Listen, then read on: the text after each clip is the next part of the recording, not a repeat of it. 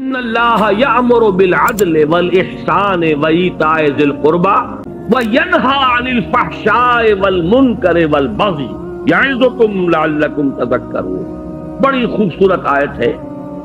اللہ تعالیٰ نے ایسا کمال توازن پیدا کیا ہے، حکم بھی دیا تین باتوں کا، روکا بھی تین باتوں۔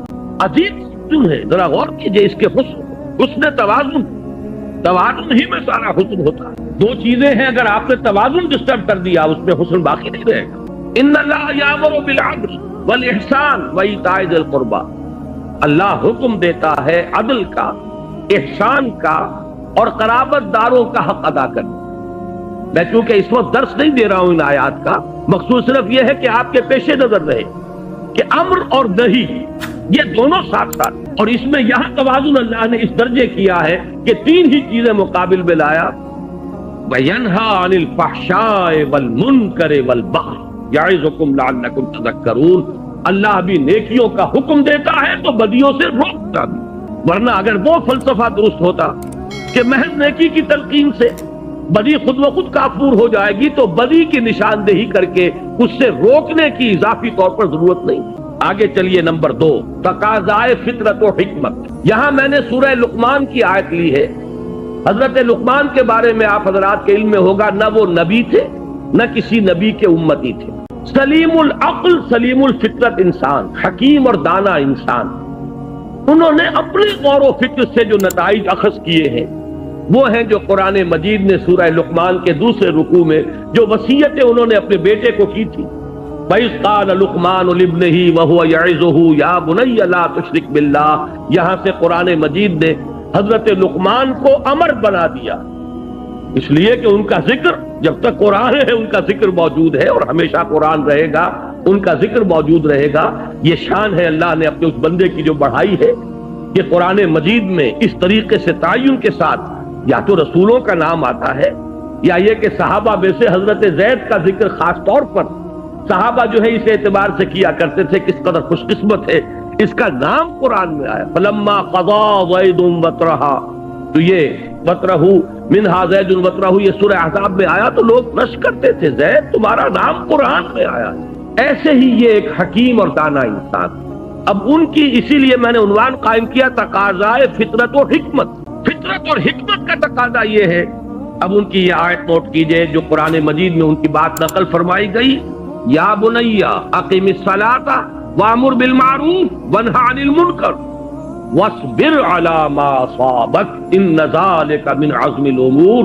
اے میرے بچے، نماز قائم رکھ، نیکی کا حکم دے، بدی سے روک، اور پھر صبر تو تجھ پر بیتے۔ دیکھیے بڑی پیاری بات، نیکی کی تلقین پر کبھی آپ کو ریزنٹمنٹ نہیں ہوتی۔ لوگ سن لیں گے، مانے یا نہ مانے، بھائی بھلا کام کیا کرو، نیک کام کیا کرو، بھائی نماز پڑھا کرو، بھائی روزہ رکھا کرو، کوئی آپ کو پلٹ کر گالی نہیں دے گا۔ یہ دوسری بات ہے کہ جیسے چکنے گھڑے پر پانی پڑتا ہے اور نکل جاتا ہے، اور ایک کان سے سنا دوسرے کان سے نکال دیا، لیکن اصل میں جب جوابی کارروائی ہوتی ہے لوگوں کی طرف سے، جب آپ کسی بدی پر روکے اس وقت پھر ریزنٹمنٹ ہوتی ہے، اس وقت پھر جو ہے ریٹیلیشن ہوتی ہے۔ چھوٹے سے بچے کو کہہ کر دیکھیے کہ بیٹے یہ کھیلنے کی جگہ نہیں ہے، یہ کرکٹ کا میدان نہیں ہے، یہ سڑک ہے، کسی کا سر پھوڑ دو گے، کسی کی گاڑی کا شیشہ توڑ دو گے، لیکن ذرا کہہ کے دیکھیے پھر آپ کا وہاں سے اپنی عزت کو سالم لے کر واپس چلا جانا آسان نہیں ہوگا۔ چھوٹی سی چھوٹی بات کہہ کر دیکھیے کسی کو۔ اس لیے یہاں حضرت لقمان فرما رہے ہیں، میرے بچے نماز کو قائم رکھ، نیکی کا حکم دے، بدی سے روک، اور پھر جو آئے اسے جھیل، برداشت، صبر کر۔ وَاصْبِرْ عَلَىٰ مَا أَصَابَكَ، یہی تو ربط ہے سورۃ العصر میں، وَالْعَصْرِ إِنَّ الْإِنسَانَ لَفِي خُسْرٍ إِلَّا الَّذِينَ آمَنُوا وَعَمِلُوا الصَّالِحَاتِ وَتَوَاصَوْا بِالْحَقِّ وَتَوَاصَوْا بِالصَّبْرِ۔ حق کی وصیت کر کے ظاہر بات ہے کہ پھر آپ کو صبر کی بھی ضرورت پیش آئے۔ تیسری چیز پر آئیے، شان محمد صلی اللہ علیہ وسلم۔ یہ سورہ اعراف کی ایک آیت ہے۔ اس کا پس منظر یہ ہے کہ جب حضرت موسیٰ علیہ السلام کو اللہ تعالیٰ نے کوہ طور پر بلا لیا تھا 30 راتوں کے لیے، پھر وہ بڑھا کر 40 راتیں کی گئی، اور وہاں ان کی عدم موجودگی میں بنی اسرائیل نے بچڑے کی پرستش شروع کر دی۔ تو جب وہ واپس آئے ہیں تو بہت غضبناک ہوئے، وہ تو آپ کے علم میں پورا واقعہ ہے۔ پھر سب سے بڑی توبہ ہوئی ہے تاریخ میں، 70,000 یہودی قتل ہوئے ہیں اس مرتد ہونے کی پاداش میں۔ ہر قبیلے میں سے جنہوں نے شرک کیا تھا، تو جو لوگ توحید پر قائم رہے انہیں حکم دیا گیا کہ اپنے رشتہ داروں کو ذبح کریں۔ مرتد کی سزا اسلام میں قتل ہے۔ انہوں نے اسلام لانے کے بعد، نبی کے ساتھی ہونے کے بعد اور گائے کی پرستش کی ہے۔ یہ سارا جو ہے، جس کو آج کی اصطلاح میں آپ پرج بھی کہہ سکتے ہیں، بہت بڑا پرج ہوا یہ اپنی اس پارٹی کا۔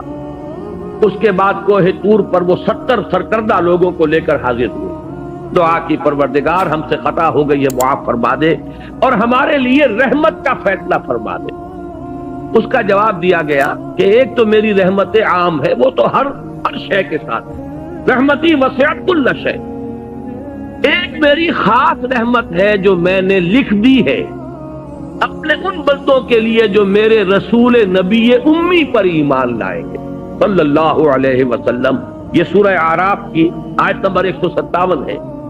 اس نبی امی کی جو شان بیان ہوئی ہے صلی اللہ علیہ وسلم، وہ آیت ہے یہ، الذین یتبعون الرسول النبی الامی الذی یجدونہ مکتوبا عندہم فی التوراۃ والانجیل۔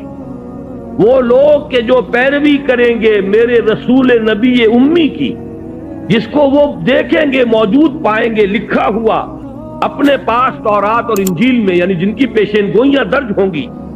اب وہ نبی جب آئیں گے کیا کریں گے؟ دیکھیے پہلا کام کیا ہے، یامرہم بالمعروف وینہاہم عن المنکر ویحل لہم الطیبات ویحرم لہم الخبائث۔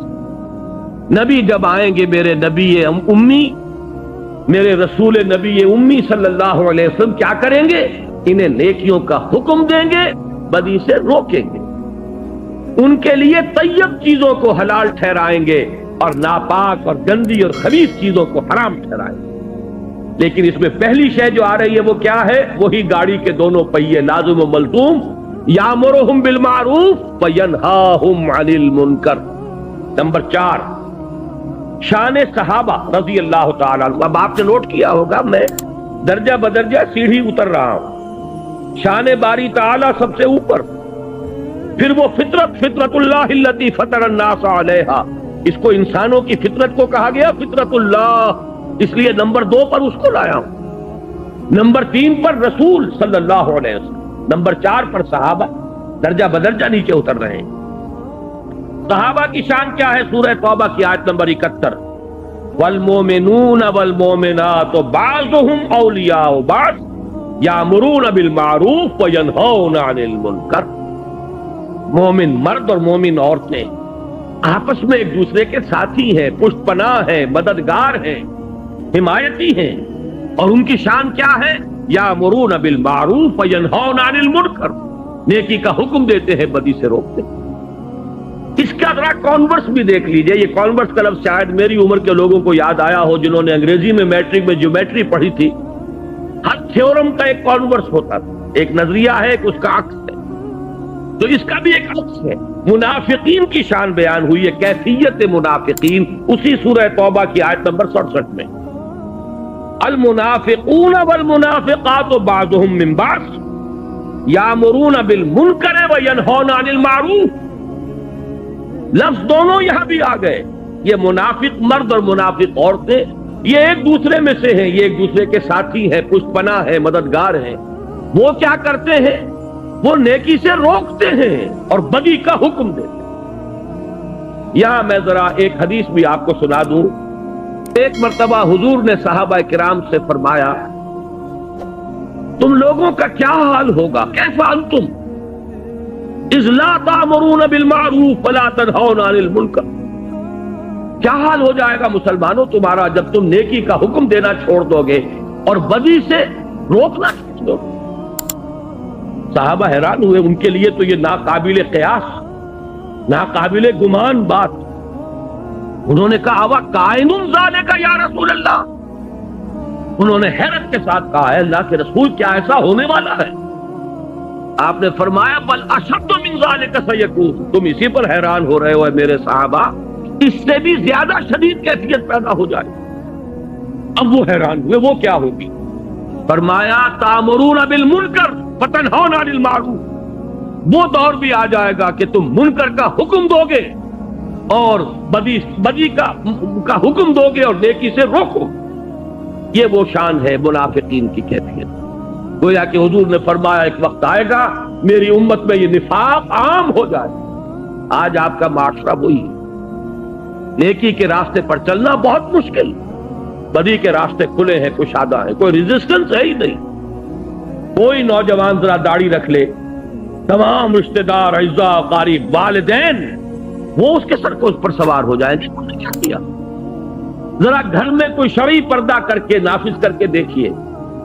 You will be an outcast. آپ اپنے معاشرے سے نکال دیے جائیں. آپ بالکل, آپ کا تعلق جو ہے وہ معاشرے سے, عزیزوں سے کر کے دیکھ لیجیے. اس لیے کہ حضور نے فرمایا تھا بل اشد من ذلک سیکون, کہ میری امت پر وہ وقت بھی آنے والا ہے کہ صرف یہی نہیں ہوگا کہ نیکی کا حکم دینا روک دیں گے اور بدی سے روکنا جو ہے وہ چھوڑ دیں گے, بلکہ اشد من ذلک سیکون, اور وہ کیا ہے؟ تامرون بالمنکر وتنہون عن المعروف, جو کہ اس وقت منافقین کی شان. آگے آئیے, یہ 6 آیت میں ابھی آپ کو سنا چکا ہوں پہلے ہی. امت کا فرض منصبی, کنتم خیر امت اخرجت للناس تامرون بالمعروف وتنہون عن المنکر. نمبر 7, دور زوال میں امت مسلمہ کے لیے سہ نکاتی لاہ عمل کا نقطہ عروج.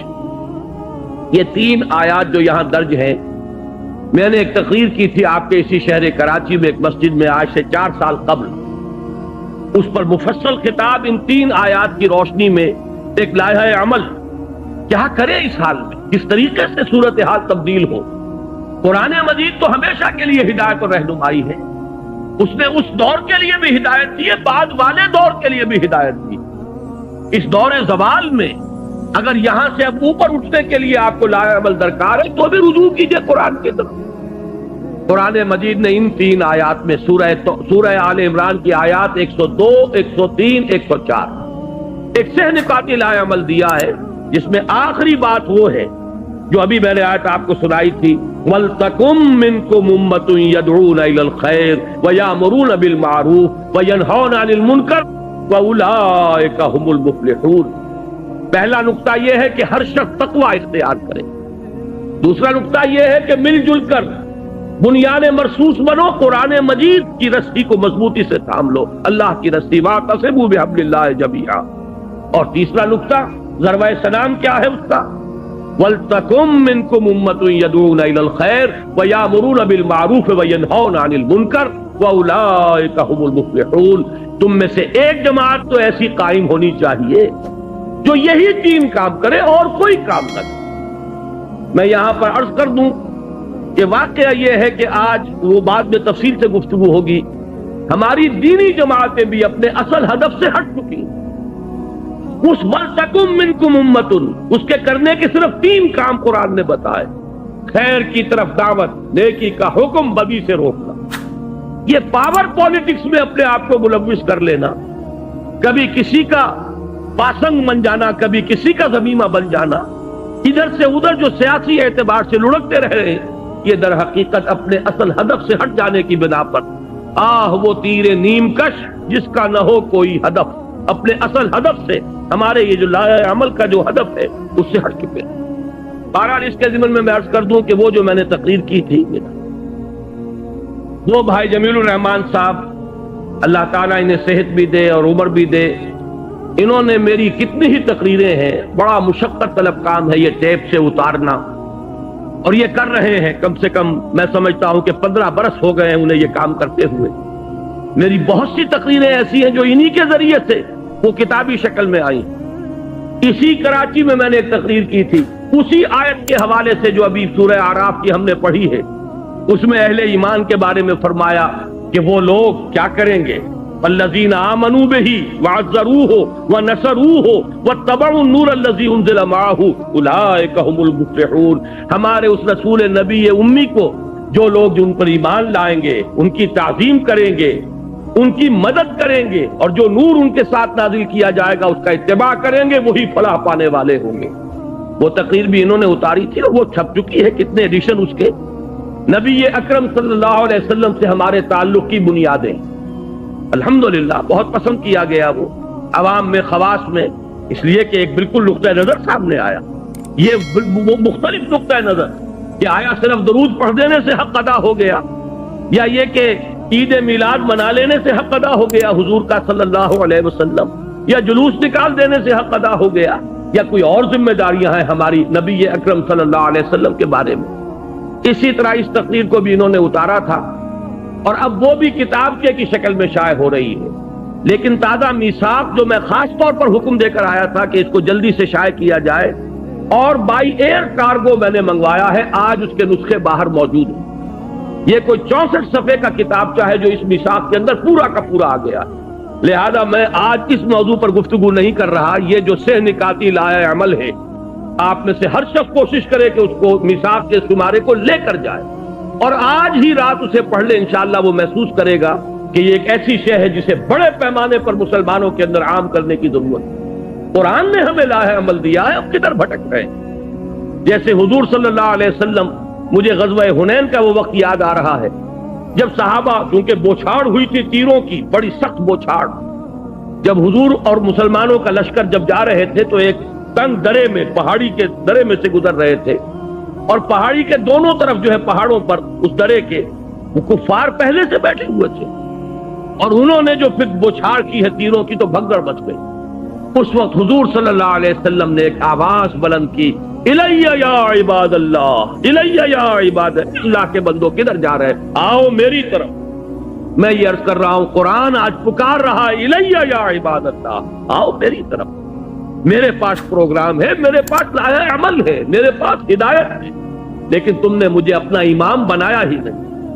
یہی وجہ ہے کہ میں نے اس کتابچے کا انتصاب لکھا ہے، یہ جو شروع میں ہوتا ہے، ان باہمت لوگوں کے نام جو قرآن حکیم کو واقعتاً اپنا امام بنانے کا عزم کر لیں۔ یہ کتابچہ ان کی خدمت میں پیش ہے کہ اگر وہ چاہتے ہیں کہ قرآن کو امام بنائیں تو قرآن یہ راستہ سہ نکاتی راستہ ہے جو دکھا رہا ہے۔ وہ اس میثاق کے شمارے میں اور مضامین نہیں ہے، اس میں صرف ایک چھوٹا سا مضمون اور ہے، پورا کتاب اسی کتابچے پر یہ میثاق کا شمارہ جو ہے وہ مشتمل ہے۔ وہ میں پھر عرض کر رہا ہوں کہ لے کر جائیے، یوں سمجھیے کہ میرے آج کے درس کا یہ تتمہ ہے، تکملہ ہے۔ اب آ جائیے اس موضوع کی طرف۔ ہم نے 7 مقامات دیکھ لیے کہ جہاں امر بالمعروف اور نہی عن المنکر لازم و ملزوم ہے۔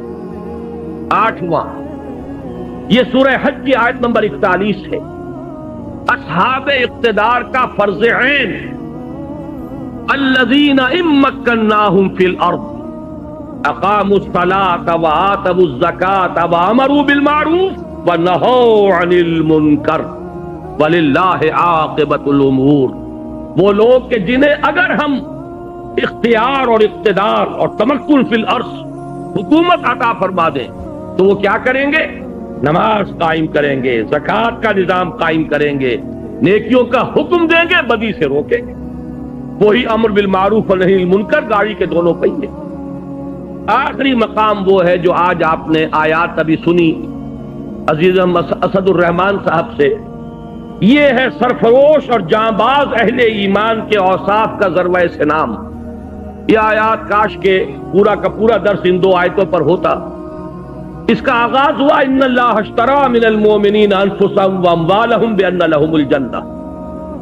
اللہ نے تو اہل ایمان سے ان کی جانیں اور مال خرید لیے ہیں جنت کے عوض۔ جنت چاہیے تو جان اور مال میرے حوالے کر دو۔ جو بھی باشعور صاحب ایمان ہے وہ گویا کہ اللہ کے ساتھ ایک بیع و شرا کر چکا، اپنی جان اور مال اللہ کے ہاتھ فروخت کر چکا۔ لہذا اسی کا مظہر یہ تھا کہ وہ لوگ سرفروشی اور جاں فشانی جب پکارا گیا میدان میں آ گئے، جان ہتھیلی پر رکھ کر۔ اب یہ جو لوگ ہیں ان کے کچھ اوصاف ہیں جو اگلی آیت میں بیان ہوئے۔ میں پورا آیت کا اس کو ترجمہ نہیں کر رہا، اتنا وقت نہیں ہے، لیکن ذرا نوٹ کیجئے، یہ سرفروش لوگ، فدائین لوگ، اللہ تعالیٰ مجھے اور آپ کو توفیق دے کہ ہم بھی یہ تمنا یہ رکھیں جیسے حضور نے فرمایا صلی اللہ علیہ وسلم، لَوَدِدْتُ أَنْ أُقْتَلَ فِي سَبِيلِ اللَّهِ ثُمَّ أُحْيَا ثُمَّ أُقْتَلَ۔ میری بڑی خواہش اور آرزو ہے کہ میں اللہ کی راہ میں قتل ہو جاؤں، پھر مجھے زندہ کیا جائے، پھر ایک مرتبہ اللہ کی راہ میں قتل ہو جاؤں۔ تو یہ خواہش ہمارے دلوں میں بھی آ جائے، لیکن اس خواہش کے ساتھ ساتھ کچھ اوصاف اپنے اندر پیدا کرنے ہوں گے۔ وہ اوصاف کیا ہے؟